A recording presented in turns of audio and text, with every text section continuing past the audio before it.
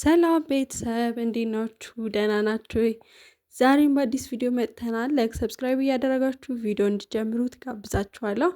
ዛሬ ቆንጆ ከእናቴ የተማርኩትን የህልበት አሰራር አሳያችኋለሁ። መጀመሪያም ይበቃንን ያህል እኔ በኩባያን የተጠቀምኩት ውሃ አደርግበታለሁ።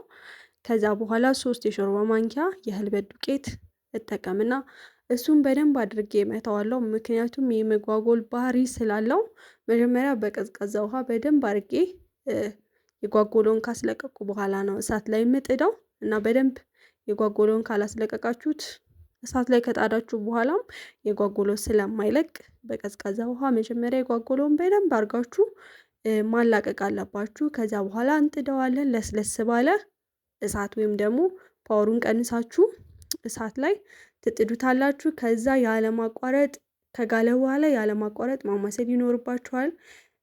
ወፈር ካለ በኋላ ግን ያው ችግር የለውም እየበሰለ ብትተውትም። ኤኒዌይስ ግን በመሃል ደግሞ ስልሳችንን ለማባያ የሚሆን እናዘጋጃለን። ስልሱን የምሰራው ኦልሬዲ ምንም እንትን አልጠቀምም። ሽንኩርት፣ ቲማቲም፣ ነጭ ሽንኩርት አድርጌ ነው የምሰራው። ከዛ ቅመሞችን እጠቀማለሁ። በነገራችሁ ላይ በመሃል የቲክቶክ ቪዲዮ እየቀረጽኩኝ ነበረ ይህን ቪዲዮ ከመቅረጼ በፊት እና ቪዲዮውን ፖዚሽኑን ሳልቀይረው በቲክቶክ ሳይዝ ነበረ እየቀረጽኩኝ ነበረው እና ኦልሞስት ወደ 2 ደቂቃ የሚሆነው በእንደዚህ አይነት ሳይዝ ወይም ደግሞ በቲክቶክ ሳይዝ ነበረ የቀረጽኩት እና በጣም ይቅርታ አድርጉልኝ። ግን ደግሞ ቪዲዮን ከመልቀቅ ወደ ኋላ ማለት አልፈለኩም። ከዛ በኋላ ያለውን ግን በዩቲዩብ ሳይዝ አድርጌ አስተካክየዋለሁ። ብቻ ግን ያው ህልበታችንን መስራታችንን አላቋረጥንም። እንሰራዋለን፣ እንበላለን። በጣም ቆንጆ ህልበት ነው። እንዳልኳችሁ ደግሞ በእናቴ አሰራር ነው የምሰራው። ለየት ያለ ይሄ ሌላ ቦታም ከምትበሉት እርግጠኛ ነኝ እንደዚህ አይነት አሰራር አይታችሁም አታውቁም። በተለይ ህልበቱን በዚህ መልኩ የሚያዘጋጅም አይቼም አላውቅም እኔም እና በጣም ይጣፍጣል። በጣም ቆንጆ ነው። ደግሞ ቤቴ መጥቶ ጋብዣቸው በጣም ነው የወደዱት። ለየት ያለ ነው ምናምን እያሉ እያደነቁ ነበረ። ስለዚህ እናንተ በቀላሉ ቤታችሁ ሞክራችሁ ብሉት። ለጤናም ቆንጆ ነው ደግሞ እና ደግሞ ስትገዙ ህልበቱን ልታዘጋጁት እንደማትችሉ አላቅም፣ እርግጠኛ አይደለሁም። ግን ገዝታችሁ ከሆነ የምትጠቀሙት ንጹህ ህልበት መሆኑን የምታውቁት በምንድን ነው? ህልበት የሚያስብለው አብሽ ሲኖረው ነው በደንብ። ስለዚህ አብሽ ሲኖረው በደንብ አንደኛ ህልበቱ ሲመታ ነጭ የመሆን ባህሪ ያለው በደንብ ይነጣል ሲመታ። ሁለተኛ ደግሞ አብሽ የበዛበት እህል ከሆነ የመጓጉል ባህሪ ያለው ትክክለኛ ከሆነ ማለት ነው። ህልበት የሚያስብለው ምንድነው? አብሽ በደንብ ሲኖረው ነው። ስለዛ በደንብ ማወቅ ትችላላችሁ ስትገዙ። በተረፈ ግን ለአሰራር በጣም ቀላልና እንደገና ደግሞ ስትበሉት ወይም ደግሞ ለእንግዳ ስታቀርቡት የሆነ ደስ የሚል ሞገስ ያለው ምግብ ነው። ወይም ደግሞ የማያሳፍር አይነት አለ አይደለ? አይነት የለውም የማንለው አይነት ምግብ ነው። ህልበትን ካቀረባችሁ ሌላ አይነት ምግብ ማቅረብ አይጠበቅባችሁም፣ ግድ አይደለም። ማባያ ስልስ ካለው በቃ ህልበትን ቆንጆ አድርጋችሁ ሰርታችሁ ለሰው መጋበዝ ትችላላችሁ። ለራሳችሁም ደግሞ አልፎ አልፎ መብላት ትችላላችሁ። ስለዛ ለአሰራር በጣም ቀላል ስለሆነ አሁን ደግሞ የጾም ወቅት ነው ነው። ስለዚህ አንዳንድ ጊዜ መብላት ትችላላችሁ በዚህ መልኩ። ኤኒዌይስ ግን ህልበቱን አውርጄዋለሁ። በደንብ መብሰል አለበት ነጭ እንዲሆን ወይም ደግሞ ይሄ ሆድ መንፋት ምናምን ባህሪ እንዳያመጣ በደንብ መብሰል አለበት። በደንብ ነጭ የሚሆነውም ሲመታ ምንድን ሲሆን ነው? በደንብ ሲበስል ነው። ስለዚህ በደንብ ማብሰል አለባችሁ። እሳት በደንብ ሊመታው ይገባል ማለት ነው። ከዛ በኋላ አውርጄ ስልሴን እያቁላላው በመሃል ከዛ ህልበቱ ላይ ዋናው እኔ የምሰራው የትም ቦታ የለም ያልኳችሁ በዚህ ምክንያት ነው። ብዙ ቦታ ያየሁት ህልበቱ ከተመታ በኋላ ምንም አይደረግበትም። ትንሽ ጨው ሜቢ ሊደረግበት ይችላል። ከዛ ግን እንደዚሁ ነው የሚቀርበው። እኔ ግን እናቴ ያሳየችኝ ህልበቱ ከበሰለና ከመታ ነው በኋላ እየመታ ነው ምን እናዘጋጅለታለን? ትንሽዬ ነጭ ሽንኩርት ወይም 2 ፍሬ ተጠቅም ያለው እኔ ነጭ ሽንኩርት 2 ፍሬ። ከዛ ጤና አዳም ይሄ እንትኑ ካላችሁ ምንድነው ፍሬው ካላችሁ በጣም ነው የሚያጣፍጠው። ግን ፍሬው ከሌላችሁ ደግሞ ቅጠሉ ጥንጥዬ የመምረር ባህሪ ስላለው በጣም ትንሽዬ ቅጠል ጤና አዳም።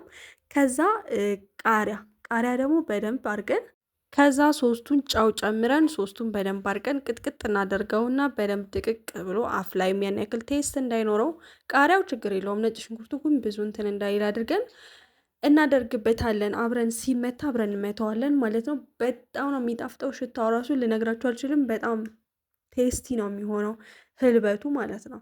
ስለዚህ ከስልስ በተጨማሪ ህልበቱን ስትመቱ እነዚህ ነገር አድርጋችሁ ከሰራችሁት እመኑኝ ቅመሱት እና ከዛ በኋላ እናንተ አይጣፍጥም ብላችሁ ጻፉልኝ። ካልጣፈጣችሁ ሞክራችሁት ማለት ነው። ግን እርግጠኛ ነኝ አምሹር እንደሚጣፍጥ በዚህ መልክ ከሰራችሁት ማለት ነው። ኤኒዌይስ ግን ብቻ ስልሳችንን እየሰራን ይኸው እንደምታዩት እየቀጠቀጥኩትኝ ነው። ጫው ትንሽ አድርጌ በደንብ ድቅቅ እንዲልልኝ ስለፈለኩኝ ትንሽ ውሃም አደረግኩበት። ከዛ በደንብ አድርጌ ቀጠቅጠዋለሁ ማለት ነው። ነጭ ሽንኩርት እንደምታደቁት በሉት። ስለዛ በዛ መልኩ አድርጌ አዘጋጅቼ ህልበቴን እመታለሁ ማለት ነው። የሚገርማችሁ ህልበትን በልጅነቴ አይ ቲንክ በልጅ ይሆናል አላውቅም፣ ግን ራሴን ካወቅኩ በኋላ ለመጀመሪያ ጊዜ የበላሁትኝ የሚካዬ ክርስትና ላይ ነበረ። የመጀመሪያ ልጄ ክርስትና ላይ ማለት ነው። እና ማዘር ይዛልኝ መጥታ ነበረ ለክርስትና ተሰርቶ የበላሁት። ከዛ በኋላ ግን የቀረውን በቃ የአብይ ጾም ነበረ በየጊዜው እየሰራው ነበር የጨረስኩትኝ ማለት ነው። በጣም ነው የሚጣፍጠው እና ባልትና የሚገዛው እውነት ለመናገር እናቴ እንዳዘጋጀችው አይነት አይደለም ማለት አላቅም፣ ብቻ እኔ የእናቴ ስለሆነ አይደለም፣ ግን ትክክለኛውን አሰራር አድርገው ስለሚሰሩት ይመስለኛል አይ ቲንክ። እና በጣም ነበር የሚጣፍጠው። እና እዚህ ጋር ስልሴን ሰርቼ ጨረስኩኝ። እንደምታዩት እኛ ቤት በርበሬና ዘይት ብዙ አንወድም። ሶው ለስለስ አርጌ ነው የሰራሁት። ከዛ ግን በመሃል ሚካዬን ማጠብ ነበረብኝ። ሻወር ወሰደ። ከዛ ልብሱን እያለበስኩት እያለው ልብስ ካልቀየርሽልኝ ይሄን አልፈልግም አለኝ። ስለዚህ ልብሱን እየቀየርኩለት ነበረ። ልብስ መምረጥ ጀምሯል። በነገራችሁ ላይ የሚቀይረው በምን መሰላችሁ? አንደኛ ኮምፈርት የሚሰጠውና የማይሰጠው ልብስ ይለያል። ሁለተኛ ደግሞ የሚወዳቸው ልብሶች አሉ፣ እነሱን እንድታለብሱት ይፈልጋል። ስለዚህ እየቀየርኩለት ነበረ። ሰዓቱ እየሄደ ስለነበረ አሁን ምሳ በልቶ ወደ እንቅልፍ ነው የሚሄደው። ስለዚህ ለምን ቢጃማውን አላለብሰውም ብዬ ቢጃማውን ኮምፈርት እንዲሰማው ቢጃማውን እያለበስኩት ነበረ። ምክንያቱም አሁን ምሳ በልቶ በቀን አንዴ ስለሚተኛ ምሳውን ካበላሁት በኋላ ይተኛል። ሚካ ደግሞ ሲተኛ ረጅም ሰዓት ነው የሚተኛው። በቃ አሁን ተኛ ማለት 8 ሰዓት ምናምን ከተኛ 11 ሰዓት ምናምን ነው የሚነሳው አምሽቶ። ከዛ 11 ሰዓት ላይ መክሰሱን ትንሽ ይበላና ስናክ ነገር፣ ከዛ ይመሻል፣ እራቱን ይበላል፣ ይተኛል። ስለዛ ለዛ ብዬ ነው ቢጃማ ያለበስኩት ወደ ውጭ ስለማይወጣ በሚል ማለት ነው። ኤኒዌይስ በዚህ መልኩ ፏፏ አርጌው ከዛ ጸጉሩ፣ በነገራችሁ ላይ ጸጉሩ በጣም ነው ያስቸገረኝ። አመዳም ከለር ነው ምንም ብታረጉለት። ኢቭን አሁን በሻምፖ እና በኮንዲሽነር እያጠብኩትኝ ነው ቢጨንቀኝ። ትንሽ ወዝ እንዲኖረው ያደርጋል። ይሄ ክርድድ ማለቱ ደግሞ ኮንዲሽነሩ ለስለስ ያደርግለታል ጸጉሩንና በጣም ከርዳዳ ነው። በዛ ላይ አመዳም ነው። ምንም ብትቀቡት በቃ አፈር ነው የሚመስለው ጸጉሩና ምን አይነት መፍትሄ እንዳላችሁ በዚህ ብትነግሩኝም ደስ ይለኛል። ከመልኩ ውጪ ጸጉሩ በቃ አልተቻለም። ልጁ መልከኛ ሆኖ ነው እንጂ በእውነት ጸጉሩ በቃ በዛ ላይ ሲያድግ ራሱ አያምርበትም። አንዳንድ ልጅ አሁን ጸጉሩ ሲያድግ ምናምን ያምርበታል። እሱ ደግሞ ጸጉሩ ሲያድግ ሌላ ልጅ ነው የሚመስለው ምናምን። ብቻ ግን ሚካዬን አብልቼ አስተኝቼ ከዛ ማማዬንም አስተኝቻት የግድ እነሱን ማየት ስላለብኝ እያየሁኝ፣ ልጅቷ ደግሞ ሰርች አላቅም ስላለች እነሱን እያየሁኝ ይዤው መጣውና ክፍሌ ውስጥ እየሰራሁትኝ ነው፣ ወይም እየመታሁት ነው ማለት ነው። በደንብ እየመታሁት ነው።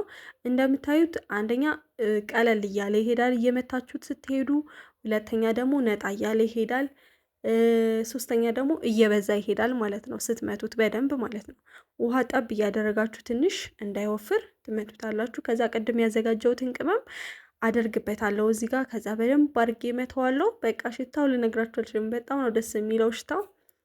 ስትበሉትም ደግሞ ደስ የሚል ቴስት ይኖረዋል ማለት ነው። ስለዚህ እንዳልኳችሁ ሶስቱን ነገር ሳትረሱ በደንብ አድርጋችሁ ምቱት። ስለ ህልበት የማታውቁ ከሆነ ስፔሻሊ ደግሞ በደንብ መመታት አለበት፣ አለበለዚያ ሆድ የማመም እንትን ባህሪ ስላለው ማለት ነው። እና ህልበቱ ይበቃዋል ብዬ እንደምታዩት በዚህ መልኩ ነው። የእናቴ ህልበት ቢሆን ባሳያችሁ ደስ ባለኝ ነበረ። በጣም ነጭ ነው የሚሆነው፣ በጣም ነጭ ማለት ነው ሲመታ። ይሄ ግን የተገዛ ህልበት ነው። እናቴ ያመጣችልኝን ስለጨረስኩት አሁን ገዝቼ ነው ይሄንን። ስለዚህ በዚህ መልኩ ሰርቸዋለሁ። አሁን ወደ ቀመሳው ልንሄድ ነው። እንግዲህ እንደዚህ ነው የሚቀርበው አሉ አሳይተውኛል። ስለዚህ ትንሽ መሀል ላይ እንጀራ አደረግኩኝና ህልበቱን ዙሪያ ላይ አድርጌ በዚህ መልኩ ምሳዬን በደንብ አድርጌ እበላለሁ። እንደምታዩት ቤታችሁ ሞክሩት፣ እርግጠኛ ነኝ ትወዱታላችሁ። እንደገና ደግሞ ቤት ውስጥ ለምትመገቡት ቫራይቲ ፉድ ይሆንላችኋል። አሁን ደግሞ ጾም ነው እንዳልኳችሁ፣ ስለዚህ ለጾም ተወዳጅ ምግብ ነው። በጣም ተመራጭ ነው። በየሬስቶራንቱ በየሆቴሉ በጣም ተለምዷል ይሄ ምግብ እና ደግሞ ተወዳጅነትን አትርፏል። ስለዚህ እናንተ ቤታችሁ ለምደማ ሞክሩት ባይ